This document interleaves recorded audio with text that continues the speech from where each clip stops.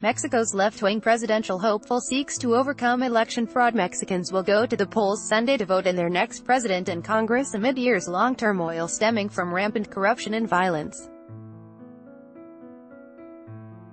Left-wing candidate Andrés Manuel López Obrador is expected to win in a landslide, but Mexicans are fearful of sabotage in the race as it has happened to the candidate in years prior. Per year, hosted by Any Means Necessary on Radio Sputnik, who is in Mexico City ahead of the election, and Dr. John Ackerman, professor of constitutional law at the National Autonomous University of Mexico and editorial director of the Mexican Law Review, joined Radio Sputnik's Loud. But in a country like Mexico, this could mean a serious transformation of political and economic power. Doing so would profoundly affect the interests of the Mexican oligarchs and of the international investors who are in bed with them. So that's why they're afraid, Ackerman explained. Such powers don't care about democracy, Ackerman said, only covering their own hides. Meanwhile, Mexicans are fearful of sabotage against the candidate, who is leading in polls by wide margins to the tune of 20 to 30 percentage points. The election marks the third run for López Obrador. The first two times, electoral fraud put an end to his run, Ackerman said, adding that everybody is nervous about it happening again. In 2005, López Obrador resigned from the position of head of government for Mexico City in order to run in the 2006 presidential election, losing that year by 0.58%.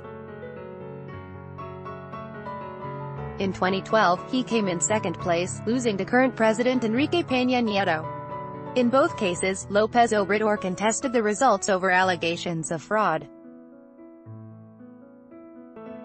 Since 2007, the year after his first loss, Mexico has seen widespread political violence resulting in the deaths of 200,000 people.